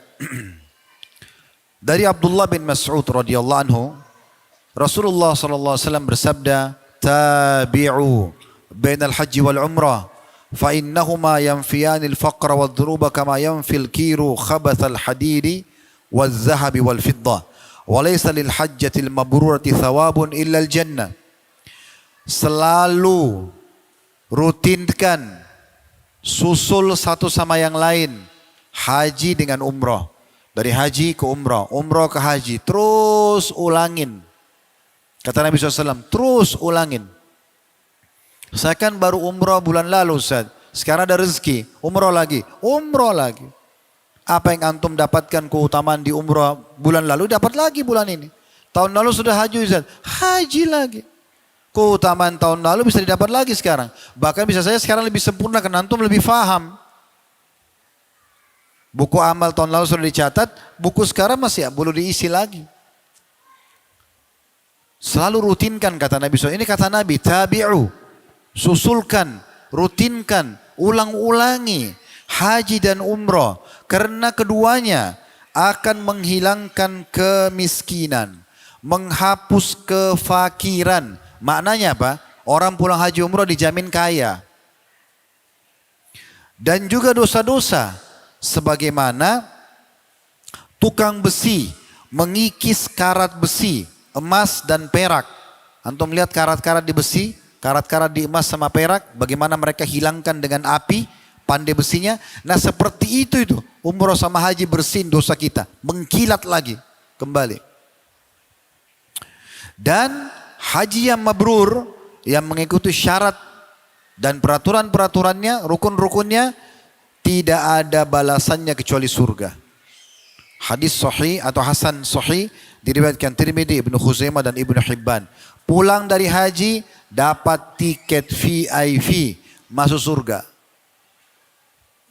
Hadis nomor 13 dengan sanad hasan dari Ibnu Umar radhiyallahu anhuma. Dia berkata, aku telah mendengarkan Rasulullah sallallahu alaihi wasallam bersabda, la ma tarfa'u ibulul haji. Bisa juga ibilil haji. Dua-duanya di sini disebutkan. Rijlan ma tarfa'u ibilul haji rijlan wala tada'u yadan sayyi'ah kataballahu lahu biha hasana au maha anhu sayyi'ah au rafa'ahu biha daraja. Artinya, tidaklah seekor tunggangan atau sebuah kendaraan orang yang berhaji ataupun umroh mengangkat satu kakinya. Atau kalau kita mungkin pesawat baling-balingnya, mungkin kalau mobil, bus, ya rodanya. Dan tidak pula meletakkan kaki yang lainnya, melainkan dengannya Allah mencatat untuk orang yang haji dan juga umrah masuk dalamnya satu kebaikan. Atau menghapus darinya satu dosa. Atau mengangkat dengannya satu derajat. Diriwayatkan oleh Al-Baihaqi. Kita dari Indonesia kalau naik pesawat ke Saudi ini 9 jam kalau non-stop, non-transit ke Jeddah. Itu berapa ribu kilometer tuh. Berapa banyak kita dapatkan pahalanya tuh. Ya bagi pecinta pahala, bagi orang yang mau masuk surga ini sudah sangat merindukan bagi dia sebenarnya. Hadis riwayat Baihaqi dan juga Ibnu Hibban dalam sahihnya. Hadis yang ke-14. Jadi tadi yang pertama itu, hadis yang ke-12 saya bacakan, itu menghilangkan kemiskinan dan juga dosa. Hadis ke-13, setiap langkah tunggangannya, dianya juga satu langkah pahala, diampuni dosa, diangkat derajat. Hadis ke-14, semua doa mereka diterima selama doanya baik.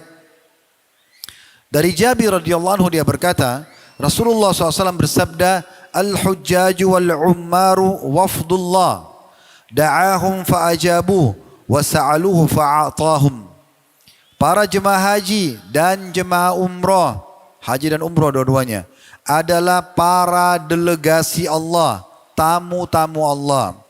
Allah memanggil mereka, panggilan Allah itu seruan, kesempatan, travel tawarkan, teman tawarkan, keluarga tawarkan, dapat informasi di medsos, itu dari Allah semuanya. Para jemaah haji dan umrah adalah para delegasi Allah. Allah memanggil mereka lalu mereka pun memenuhi panggilannya. Maka dengan itu, pada saat mereka memohon kepadanya, maka Allah pun akan memberi permohonan mereka. Doanya mustajab. Dari mulai keluar sampai balik lagi. 9 hari di sana umrah reguler, 9 hari antum diterima doanya. Masih tamu Allah. Hadis riwayat Al-Bazzar dan para perawinya semua thiqah, terpercaya. Hadis nomor 15 dengan sanad hasan dari Ibnu Umar radhiyallahu anhuma. Dari Nabi SAW beliau bersabda, Al-ghazi fi sabilillah wal hajj wal mu'tamir wafdullah da'ahum fa'ajabu wa sa'alu fa'atahum. Orang yang berperang di jalan Allah, orang yang berhaji dan orang yang berumrah, para delegasi Allah. Orang jihad, orang haji, orang umrah. Tiga-tiga disebutin. Delegasi Allah, tamu-tamu Allah. Allah memanggil mereka, lalu mereka pun memenuhi panggilannya. Jadi yang menyuruh-nyuruh kita itu, teman, keluarga, travel, tawarkan. Itu cuma penyebab. Allah yang sedang panggil. Mirip kalau azan. Hayya ala sholat. Muazzin itu cuma perantara. Yang panggil siapa? Hah? Mana suaranya nih? Belum makan siang. Allah. Karena orang Arab, orang bule, orang Asia, orang Melayu, orang hitam Afrika sama hayya ala sholatnya. Sama. Ayo sholat. Hayya alal falah. Ayo menuju kepada Allah yang panggil, bukan mereka. Jangan lihat muazzinnya. Oh, Allah lagi panggil begitu. Jadi seruan-seruan ini jangan, ini karena travel tawarin bisnis. Terlalu pendek sekali pikirannya. Teman tawarin, saya kemarin pulang umrah loh, itu enak loh umrah. Oh, Allah lagi singgung saya nih. Gitu. Sensitif. Para ulama salaf itu, kalau mereka dapat berita gembira, cium bau wangi aja. Oh, alhamdulillah Allah berikan ketenangan.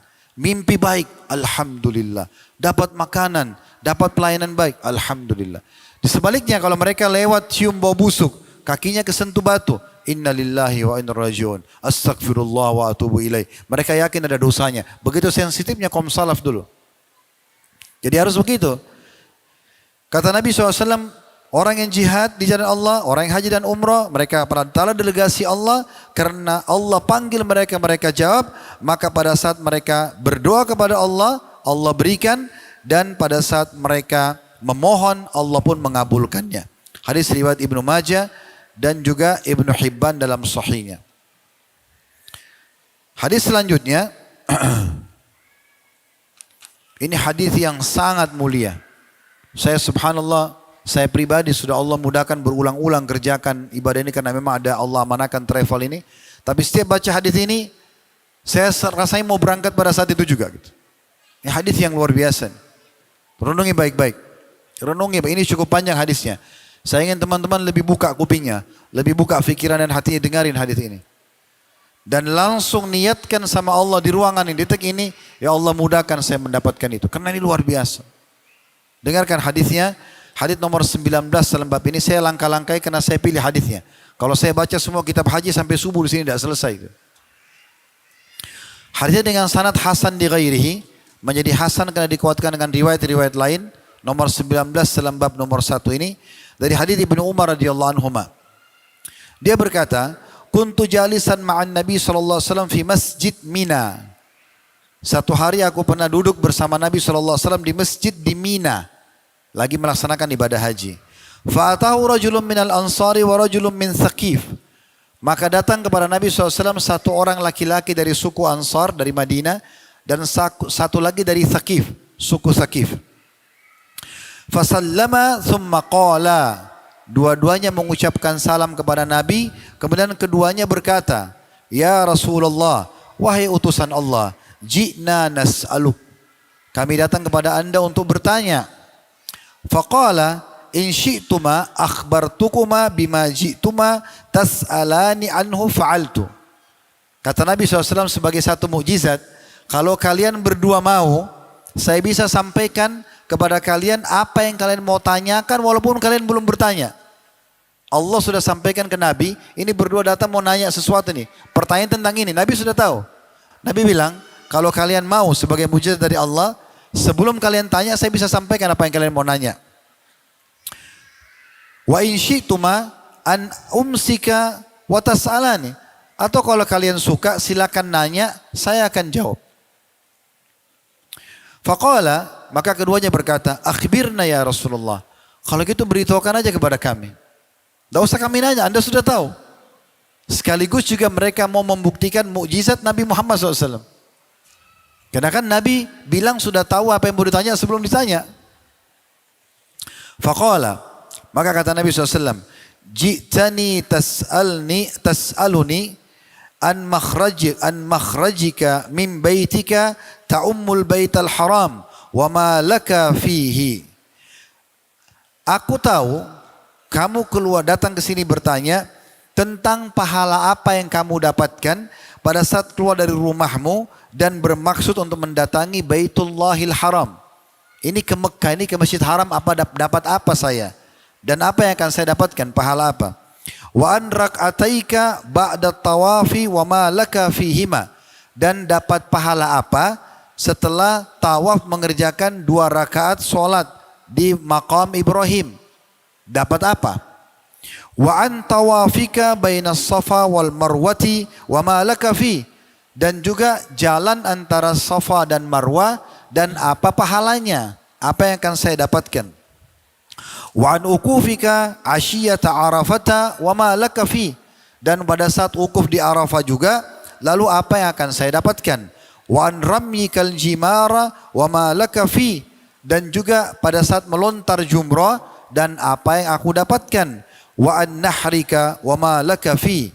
Dan juga tentang sembelihan atau kurban dan apa yang aku dapatkan. Ma'al ifadha. Ya. Dengan juga mengerjakan tawaf ifadha. Tawaf wajibnya haji. Faqala.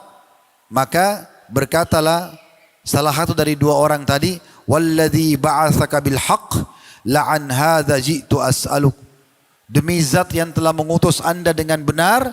Benar-benar ini yang aku mau tanyakan. Orang itu kaget. Ternyata apa yang dia mau tanya terinci Nabi sudah tahu. Ini mukjizat dari Allah SWT untuk Nabi SAW. Qala, maka kata Nabi SAW jawab, fa innaka idza kharajta min baitika ta'ummul baital haram la tada'u naqatuka khuffan wa la tarfa'uhu illa kataballahu laka bihi hasana wa maha anka khati'ah. Ketahuilah tentang engkau keluar dari rumahmu dan engkau bermaksud untuk mendatangi Baitullah ke Masjidil Haram, mau salat kah, mau tawaf kah, mau sa'i, mau umrah gitu kan, atau haji, maka ketahuilah tidak ya engkau atau hewan ternakmu meletakkan, di sini lafadznya adalah tidaklah untamu meletakkan kakinya ataupun mengangkatnya, kecuali akan dicatatkan untukmu 1 langkah kaki hewan tungganganmu itu 1 pahala. Dan dihapuskan darimu 1 dosa. Dalam riwayat lain, langkah kakimu sendiri juga akan mengangkat mendapat 1 pahala, dihapuskan 1 dosa. Wa amma rak'ataka ba'da tawafi ka'idki rakabatin min bani Ismail. Adapun pada saat kamu solat 2 rakaat di belakang maqam Ibrahim, sunnahnya solat habis tawaf 7 kali. Rakaat pertama baca Al-Fatihah sama Al-Kafirun, rakaat kedua baca Al-Fatihah sama Al-Ikhlas.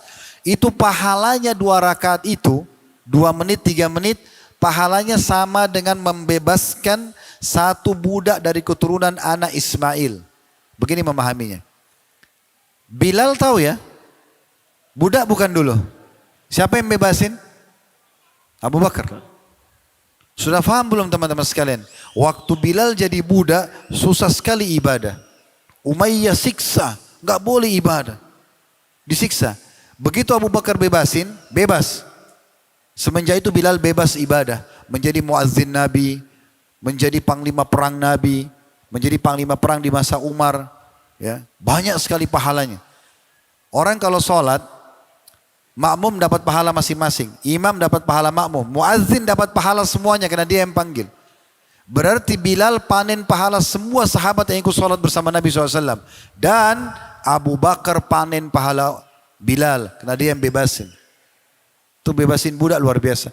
2 rakaat di belakang maqam Ibrahim, 2-3 menit, pahalanya sama bebasin 1 budak dari anak Ismail. Ini hanya di sana nih. Pahalanya cuma didapat di belakang maqam Ibrahim. Wa amma tawafuka bis safa wal marwati ka'itqi 70 raqabah. Sementara jalanmu antara Safa dan Marwah, dari Safa ke Marwah 1, Marwah ke Safa 2, kan 7 kali.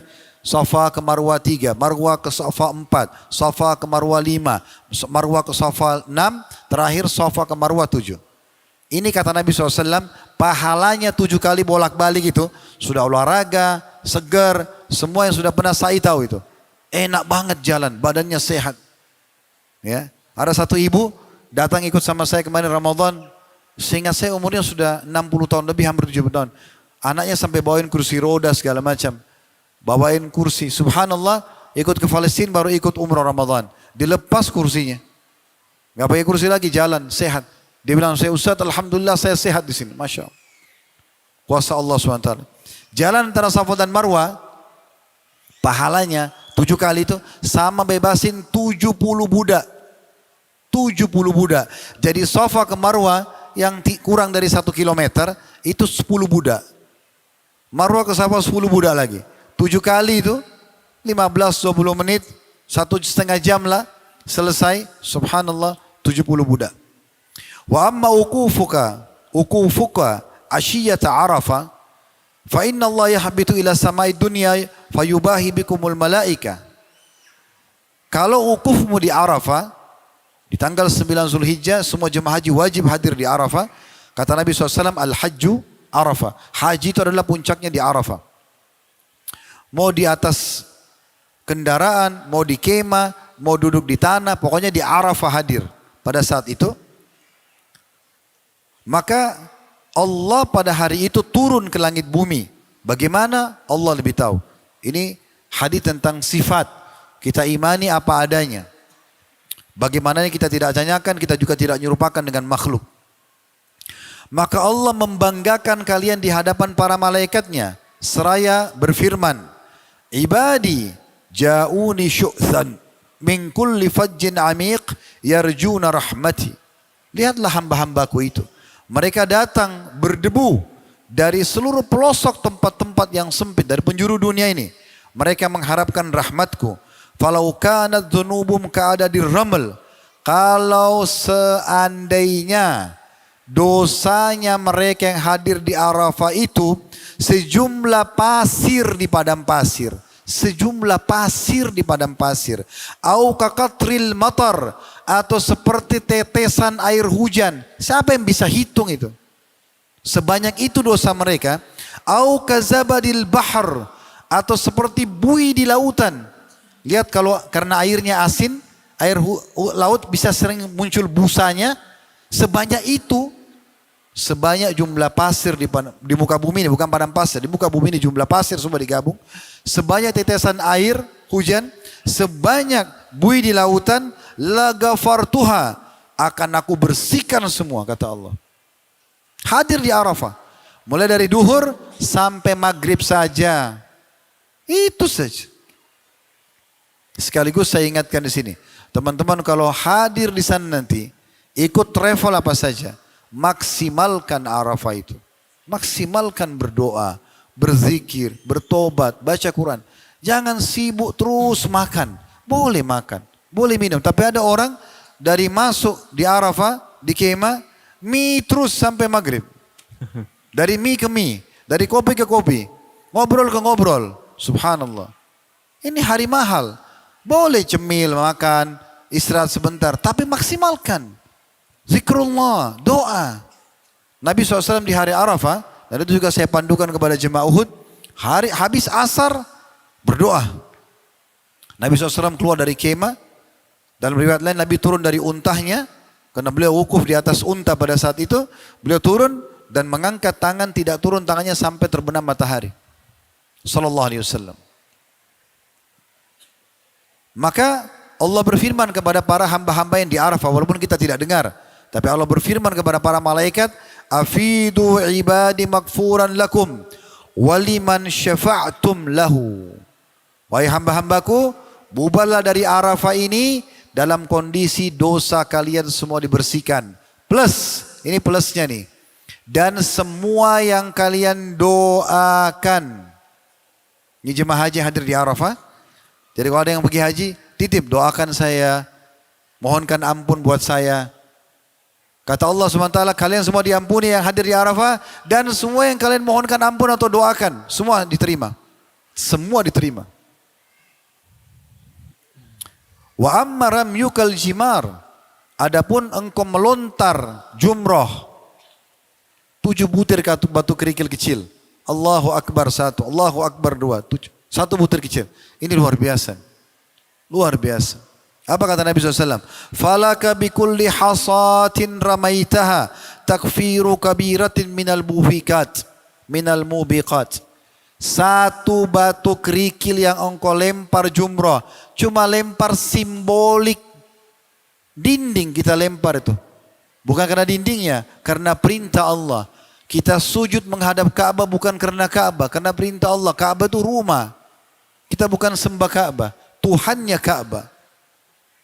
Lontar 1 kata Nabi SAW. Ya, maka 1 batu jumrah dari 7 itu menggugurkan 1 induk dosa besar yang membinasakan.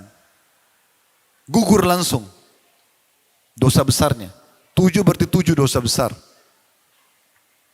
Wa amma nahruka famadkhurun laka inda rabbik. Adapun sembelihanmu akan tersimpan dengan baik, pahalanya besar di sisi Tuhanmu. Wa amma hilaquka ra'sak. Ini penting ini. Dan adapun cukuran kepalamu. Ini bagi laki-laki yang umrah malas gundul kepala ini. Sayang banget. Karena Nabi SAW bilang, semoga Allah merahmati orang yang gundul. Sahabat yang tidak mau gundul bilang, ya Rasulullah orang yang cukur. Kata Nabi SAW, semoga Allah merahmati orang yang gundul 2 kali. Yang cukur mengatakan, ya Rasulullah orang yang cukur. Kata Nabi SAW, semoga Allah merahmati orang yang gundul 3 kali. Yang cukur masih ngotot. Ya Rasulullah orang yang cukur. Kata Nabi yang keempat, semoga Allah rahmati orang yang cukur. Cukur pun dari seluruh penjuru kepala. Rambut-rambut yang gugur dari cukuran ini, yang biasa antum ke tukang cukur di Indonesia tidak ada pahalanya. Ini lihat, dengarkan kalau lagi haji dan umroh. Ngapain malas pergi nih gitu. Jadi kaya, diampuni dosa, dapat tiket VIP ke surga, bebasin budak, pahalanya, diampuni dosanya, diijabah doanya, doa orang yang titip, banyak banget. Wa amma hilakuka li ra'saka, adapun cukuran terhadap kepalamu, falaka bikulli sya'ratin halaktaha hasanatun wa tumha anka biha khati'a. Allahu Akbar. Terjemahannya, maka engkau akan mendapatkan di setiap helai rambut yang dicukur, 1 helainya 1 pahala dan dihapus 1 dosa. Berapa ribu ini rambut ini? Berapa juta mungkin, bukan ribu lagi. Ada satu bapak pernah jemaah, dia cerita sama saya tanam rambut Ustaz di sini, butuh sekian ribu rambut ini, cuma sedikit saja. Bagaimana seluruh rambut? Gugurin karena Allah. Ada teman saya di Madinah, Masya Allah. Mungkin karena Allah mudahin dia di Madinah ya. Tapi dia tidak pernah masuk salon untuk cukur rambut sama tukang cukur. Karena di Madinah, panjang sedikit umrah, gundul, gugurin dosa. Cukurnya sambil umrah. Wa amma tawafuka bil baiti ba'da dhalik. Adapun tawafmu, tawaf ifadah, tawaf wajibnya haji.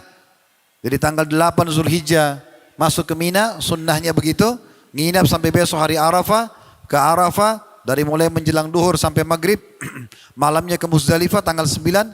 Tanggal 10 hari Raya Idul Adha berkurban, ya, Jumrah Aqabah, dan juga kita melakukan ini tawaf ifadah namanya, tawaf wajibnya haji. Fa innaka tatufu wala dzambalak. Di saat kau kerjakan tawaf ifadah dan selesai, dosamu semua habis. Ya'ti malakun hatta yadau yadayhi baina katifaik fayaqul, Allah akan datangkan malaikat yang memegang pundakmu. Kita mungkin tidak lihat dan tidak rasakan, tapi begitu penyampaian Nabi SAW dan kita yakini itu. Malaikat Allah datangkan memegang pundakmu seraya dia mengatakan berita gembira untukmu. I'mal fima tastaqbil faqad ghufira laka ma madha. Sekarang silakan buat amalan-amalan baru, amalan soleh yang banyak.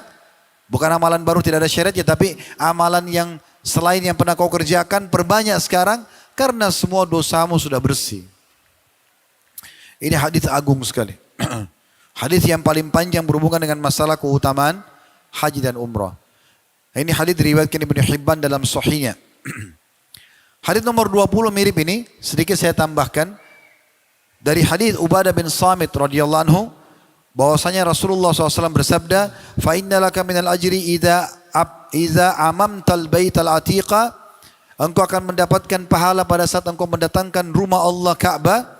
"Alla tarfa'u qadaman aw tadaha anta wa dabbatuka illa kutibat laka hasana." Ketahuilah tidak ada langkah kaki yang kau lakukan atau jalan dan juga hewan tungganganmu kecuali masing-masing akan dicatatkan satu pahala dan dihapuskan satu dosa. Maaf, kutiba laka hasanah, dicatatkan bagimu satu pahala setiap langkah, kamu satu pahala, tungganganmu satu pahala. Dari mulai keluar dari rumah ya. Wa rufi'at laka darajah, dan diangkat satu derajat. Jadi tidak disebutkan sini pengampunan dosa. Dicatat pahala, diangkat derajat. Wa amma wuqufuka bi Arafah, adapun kamu wukuf di Arafah, fa inna Allah azza wajalla yaqulu li malaikati. Sesungguhnya Allah berfirman, Allah yang Maha Mulia dan Maha Tinggi berfirman pada para malaikat di hari Arafah, "Ya malaikati, wahai para malaikatku." Ini jamak ya, miliaran malaikat, miliaran. Malaikat itu jamak daripada malak. Kalau malak satu, malaikat berarti semua malaikat. Malaikat ini miliaran, jumlahnya berlipat-lipat ganda dibandingkan manusia. Yang dampingi kita 3 malaikat. Amal baik, catatan amal buruk, dan 1 malaikat hafadhah, penjaga. Jumlah manusia sekarang 7 miliar lebih. Malaikat berarti 3 kali lipat yang dampingi manusia. Belum yang tiup ruh, belum yang cabut ruh, belum yang ngatur populasi hewan, yang ngatur pohon-pohon, yang mengatur lautan, yang mengatur pergantian siang malam, musim, banyak banget. Semuanya dipanggil oleh Allah SWT. Maja bi'ibadi. Allah sudah tahu, tapi Allah tanya malaikatnya.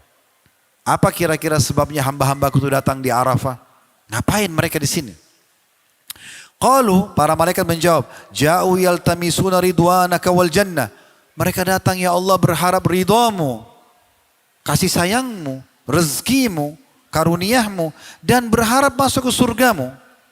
Fayaqulullah azza wa jal, maka Allah yang Maha Mulia dan Maha Tinggi berfirman, fa inni ushhidu nafsi wa khalqi anni qad ghafartu lahum. Ketahuilah aku memberikan diriku sebagai saksi dan seluruh ciptaanku juga, kalau aku telah mengampuni dosa-dosa mereka, walau kana dzunubuhum adada ayyamid dahr, walaupun dosa mereka sejumlah hari-hari dunia. Berapa jumlah hari dunia? Miliaran tahun, habis semua dosanya. Wa adada ramlin alij, dan jumlah pasir yang bertebaran.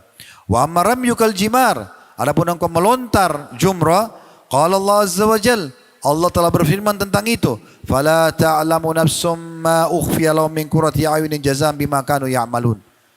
Maka banyak sekali jiwa-jiwa yang baik, jiwa-jiwa beriman yang masuk surga nanti, insyaallah kita termasuk ini. Apalagi ini sore hari, hari Jumat, semoga Allah ijabah ya. Allah satukan kita di surga firdaus tanpa hisab, mana satukan dalam majlis ilmu yang mulia ini.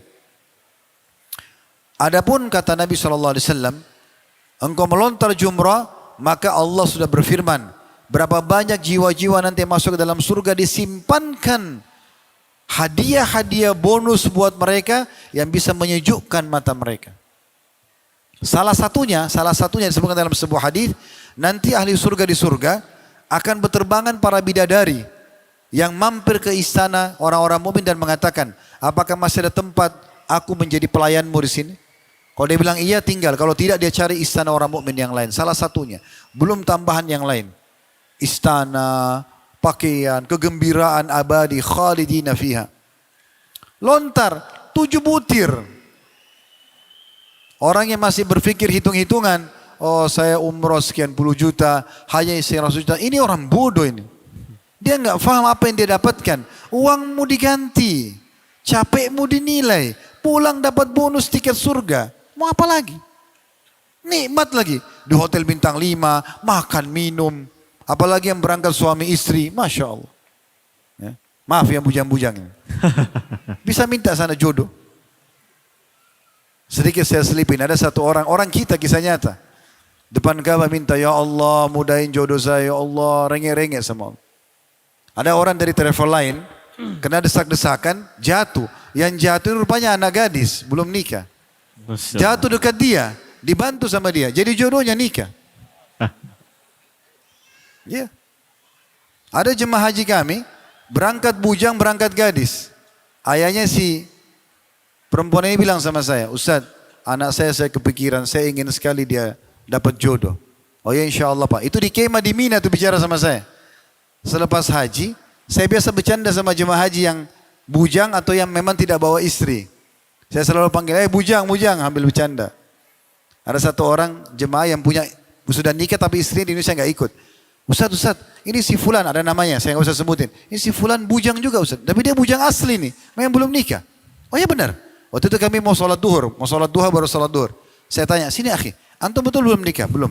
Antum tahu si Fulana yang haji sama kita itu, sama ayahnya sama ibunya? Ya tahu. Itu ayahnya suruh cari jodoh, antum mau nggak? Saya langsung gituin, sini sebelum sholat duha. Dia bilang, dia diam sebenarnya. Ya mau sih Ustaz, oke? Kalau mau, ya sebentar ini antum masuk ke Masjid Haram sama saya, kita sholat duha, habis sholat duha istikharah ya. Minta bersama, tidak usah tunggu mimpi. Tidak usah tunggu mimpi. Punya kecenderungan, segera, kebaikan jangan ditunda. Antum nginapkan setan kumpul semua, panggil sepupunya, panggil pamannya, godain supaya jangan nikah nih. Nah. Habis itu, ke masjid langsung dia istikharah. Saya panggil habis dua sini. Istikharah sekarang. 2 rakaat habis salam saya tanya. Bagaimana perasaannya? Tenang Ustaz. Saya lamarin ya. Saya yang lamarin. Saya akan bicara sama ayahnya. Ya Ustaz, siap. Bagaimana orang tua antum? Orang tua saya sudah serahkan kepada saya. Laki-laki nggak perlu wali. Tinggal telepon. Oke? Berkah nih nikah di Mekah nih. Mungkin doa mereka minta jodoh nih. Saya juga tidak tahu kenapa saya gituin. Ini kisah nyata. Jadi kalau teman-teman yang ikut haji tahun 2020 kemarin itu sempat itu. Seingat saya. Atau sebelum pandemi kalau nggak salah. Sebelum pandemi itu. 2019.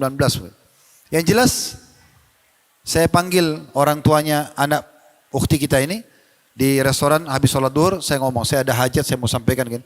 Bapak sama ibu tahu si Fulan jemaah kita? Oh tahu. Kan sama-sama satu grup. Itu masih bujang, belum nikah. Bapak bilang sama saya di Kemah Mina kan mau cariin jodoh buat anaknya. Ya. Bagaimana kalau sama itu Pak? Oh saya nggak apa-apa, terserah Ustadz saja. Ibu bagaimana? Ya. Jadi ibu sama bapak nggak apa-apa ya? Oke. Anaknya mana? Anaknya lagi. Colon dipanggil aja. Panggil. Begitu datang. Saya tanya depan orang tuanya. Ukhti tahu si Fulan? Tahu. Ini orang tuanya bicara sama saya waktu di Kemah katanya pengen supaya cepat nikah. Gitu. Ini saya tadi tawarkan jemaah kita si Fulan. Dan mereka berdua tidak keberatan. Ukhti tahu orangnya pernah lihat? Iya. Bagaimana kalau menikah sama itu? Dia diam. Terus tiba-tiba menangis. Kenapa nangis? Ada masalah apa? Syubhatnya apa? Saya tanya. Syubhatnya apa? Oh saya punya orang tua saya masih mau berbakti. Saya juga baru nuntut ilmu. Jangan sampai nanti ilmu saya suami saya larang saya ke majelis ilmu. Oke apa aja syubhatnya? Kenapa enggak depan orang tua tanya calon suaminya? Ini orang tua saya masih mau bakti. Kalau orang mukmin nggak mungkin larang dong bakti nggak mungkin. Terus yang lain, syubhat apa lagi nuntut ilmu? Ajak sama-sama isi ilmu. Bagaimana? Ya Ustaz. Oke, sekarang saya sarankan habis makan siang ini istikharah di kamar. Kasih saya jawabannya.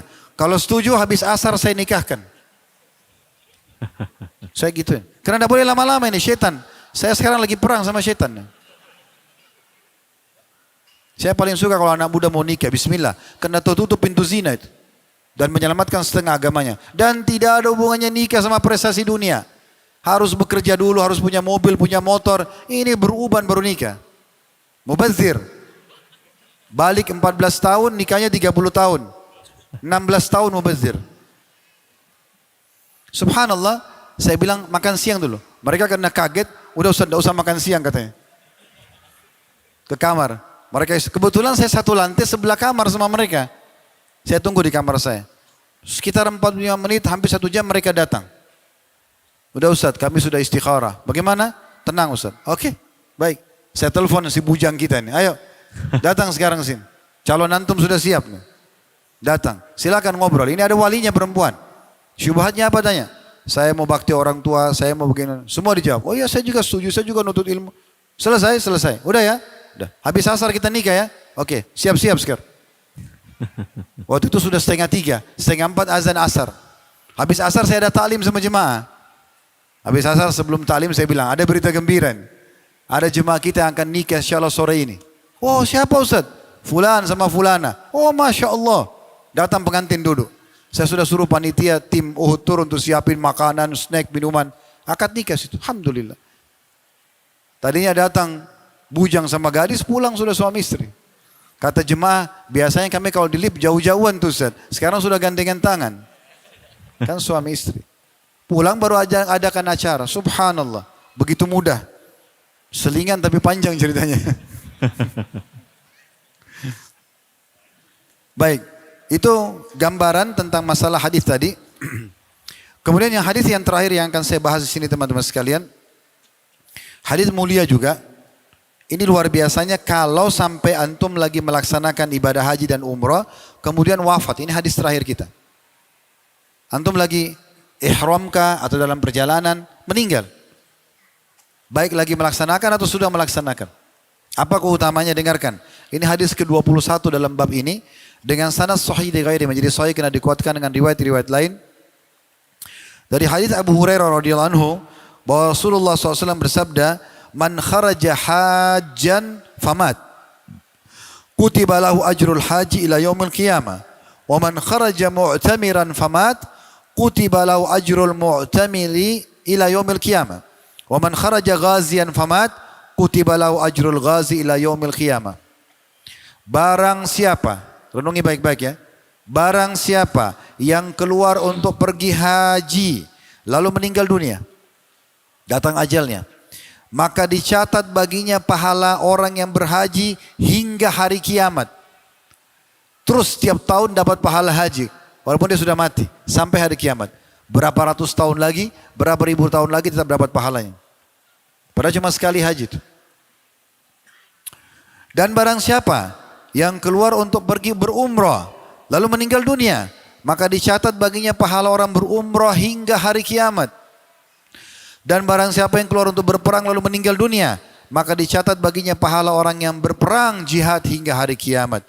Hadis sahih diriwayatkan oleh Abu Ya'la dari riwayat Muhammad bin Ishaq, dan semua perawinya thiqah atau terpercaya. Dan dalam bab ini banyak sekali. Kira-kira teman-teman, adakah orang tidak bisa meraih kebahagiaan dengan semua keutamaan ini? Terbalik. Umroh dan haji, jangan lihat biayanya. Tidak usah lihat biayanya. Karena itu transaksi antara antum sama Allah. Travel itu mirip sama orang miskin. Mereka cuma wasilah saja. Antum kasih orang miskin, bukan sebenarnya dia tujuannya. Supaya sedekah antum dibawa ke timbangan amal antum. Itu kata Fudail bin Iyad rahimahullah. Seorang tabi'in. Beliau mengatakan apa? Pada saat dia bagi-bagi hadiahnya lalu dia mengatakan, lihatlah orang-orang ini pergi membawa amalku, sedekahku ini, ketimbangan amal tanpa diupah sedikit pun. Jangan pernah antum bersedekah, lalu antum berpikir, oh dia yang butuh sama saya. Tidak, kita yang butuh dengan itu. Kita yang butuh dengan para fakir miskin. Kita yang butuh pada teman-teman travel itu. Kita yang butuh dengan teman-teman yayasan sosial itu. Karena dengan mereka kita bisa melakukan amal kita. Begitu pemahamannya. Jadi kita harus paham masalah ini. Maka bersangka baik teman-teman sekalian. Dan optimis. Mudah-mudahan Allah subhanahu wa ta'ala tidak menyisakan satupun yang ada di ruangan ini. Dan ikuti juga acara kita live. InsyaAllah Allah mudahkan haji dan umrah berulang-ulang insyaAllah. Dan Amin. semuanya diterima dengan pahala yang sempurna. Amin. Fadal. Insyaallah. Baik Ustaz, mungkin bisa ada beberapa kesimpulan sebagai penutup. Intinya selagi masih muda, masih ada kesempatan, jadikan umroh dan haji ini sebagai tujuan utama kita dalam melaksanakan perjalanan. Berprasangka baik pada Allah, berserah diri kepada Allah, yakin bahwa Allah ampuni dosa-dosa kita. Dan yang terakhir, keyakinan adalah modal dasar, innama a'malu binniyat. Order dan minta merengek kepada Allah, insya Allah Allah akan kabulkan. Ya, terima kasih Ustadz atas nasihatnya, atas dialognya, pembicaraan pada sore hari ini. Insya Allah bisa bermanfaat untuk kita semua dan bisa menjadi motivasi untuk teman-teman di sini, dan mudah-mudahan kita semua yang sudah memiliki niat atau mungkin ingin kembali lagi ke Tanah Suci bisa sama-sama kita terkabul untuk berangkat dan meraih kebahagiaan dari haji dan umroh. mungkin bisa kita tutup dengan Ya. kafaratul majelis ya. Baik, subhanakallahumma Subhanallahumma bihamdika, asyhadu an la ilaha illa anta astaghfiruka wa atubu ilaik. Wassalamualaikum warahmatullahi wabarakatuh.